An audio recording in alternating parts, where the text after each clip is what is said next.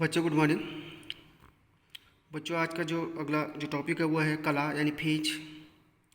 हम पढ़ चुके हैं कि प्रत्यावर्ती वोल्टता का समीकरण जो होता है V = V0 sin omega T. प्रत्यावर्ती धारा का समीकरण क्या होगा आपका I = I0 sin omega T. इसमें से जो ओमेगा टी है वो होता है आपका कला या फिर कोणांक।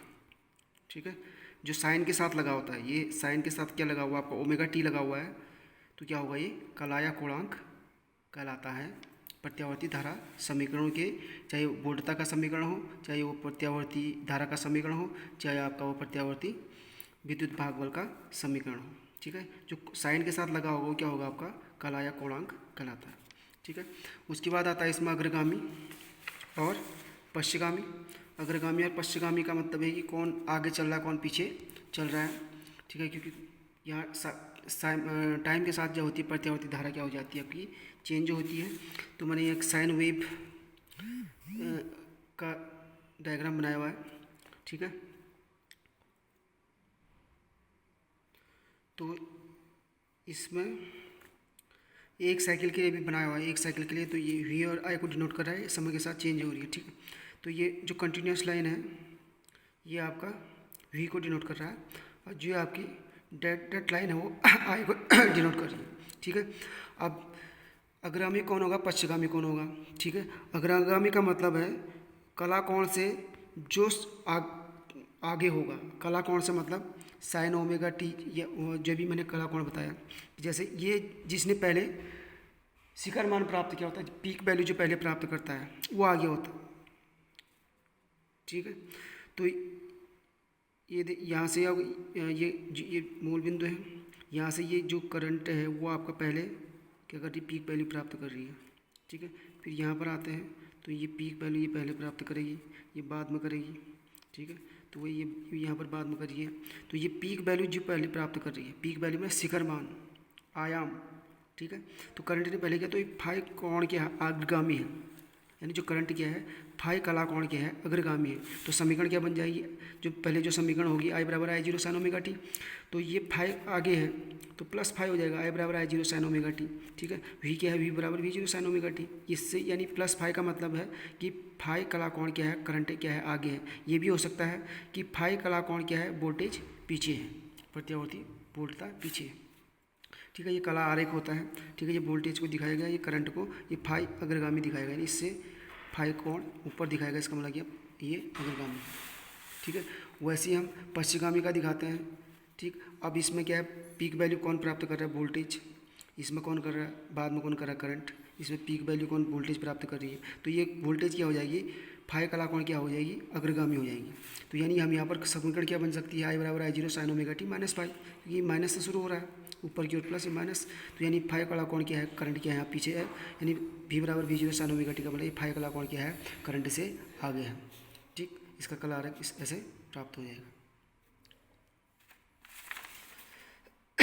ठीक है, उसके बाद आता है कला आरेख, वह आरेख जो समान आवृत्ति की प्रत्यावर्ती वोल्टता एवं समान आवृत्ति की प्रत्यावर्ती वोल्टता एवं प्रत्यावर्ती धारा के अनेक उनके बीच उचित कला कोण प्रदर्शित करता है।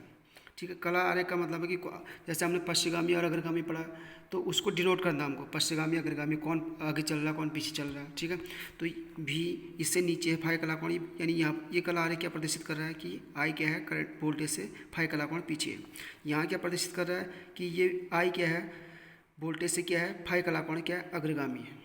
ठीक है, तो उनको हमने आरेख के द्वारा, जो अग्रगामी है पश्चिगामी है, तो उसको हम क्या करते हैं, आरेख के द्वारा जो दिखा रहे हैं, किसको, वोल्टेज और धारा के बीच में जो संबंध बता रहे हैं वो कहलाता है कला आरेख। ठीक है, उसके बाद आता है प्रत्यावर्ती धारा का औसत मान। औसत मान प्रत्यावर्ती धारा का निकालना, यानी I मीन ऑफ करंट। तो हम पहले हाफ साइकिल के लिए निकाल रहे हैं, ये T/4 और ये T/2। ठीक है, पहले हाफ साइकिल के लिए तो समाकलन क्या है, 0 to T/2, यानी 0 to T/2 IdT/T/2, ये ऐसे निकलता है IdT/T/2। तो समीकरण जो होता है प्रत्यावर्ती धारा का I = I0 sin omega T. ठीक, इसका मान रखा हुआ है I = I0 sin omega T/2, ये ऊपर आ जाएगा 2I0/T, 0 to T/2 sin omega T dt। ये तो कॉमन है रहा, 2I0/T। ठीक, इसका समाकलन क्या, साइन ओमेगा टी का माइनस कॉस ओमेगा टी, फिर ओमेगा टी का होगा तो कितना होगा, डिफ्रेंशिएट में आगे आएगा, और ओमेगा और ये समाकलन में क्या होगा आपका नीचे आ जाएगा। ठीक, minus 2i0 upon t omega, cos t omega की जगह पर क्या रख दिया 2 pi upon t into t, 0 to t by 2। ये तो वही है, ओमेगा की जगह टी 2 पाई अपॉन टी रख दिया है, इसकी जगह पर cos 2 pi into T, T by 2, T से टी कट गया, 2 से 2 कट गया, minus cos 2 pi into T, क्योंकि हमने लिमिट खोल दी है। ठीक है, तो कितना हो जाएगा minus i0 upon pi cos pi minus cos pi का मान -1, कॉस 0 का कॉस पाई का -1, तो इसका -1, तो कितना हो जाएगा -2, 2i0 अपॉन पाई। ठीक है, ये प्लस हो जाएगा, तो 2i0 अपॉन पाई, यानी इसका 2 अपॉन पाई इसका मान रख के इसको डिवाइड किया तो 0.693i0 हो जाता है। ये हाफ साइकिल के लिए होता है, प्लस आ रहा है। तो हाफ, जैसे हमने भी हाफ साइकिल के लिए निकाला, प्लस साइकिल हाफ ये प्लस साइकिल के लिए निकाला है, वैसे हाफ नेगेटिव के लिए निकालेंगे तो निकलेगा वही, क्योंकि 0 टू टी बाई 2 वही होगा लिमिट। लेकिन क्या होगा, नेगेटिव साइकिल के लिए है तो क्या हो जाएगा, यहाँ नेगेटिव आ जाएगा -2i0 अपॉन पाई। ये पूरे चक्र के लिए जाएगा, दोनों को हम जोड़ देंगे तो पूरे चक्र के लिए कितना हो जाएगा, दोनों क्या हो जाएगा, औसत मान 0। यानी प्रत्यावर्ती धारा का क्या होता है, पूरे चक्र के लिए औसत मान क्या होता है आपका 0 होता है। ये आपको ध्यान रखना पड़ेगा, ये बाद में न्यूमेरिकल में भी आएगा, एक नंबर वाले क्वेश्चनों में भी आएगा। आधे चक्र के लिए ये आ रहा है, ठीक है, धनात्मक आधे चक्र के लिए है और ऋणात्मक आधे चक्र के लिए है, और टोटल एक पूर्ण चक्र के लिए औसत मान जो होता है प्रत्यावर्ती धारा का क्या होगा आपका, I बराबर 0, यानी औसत मान क्या होगा आपका 0।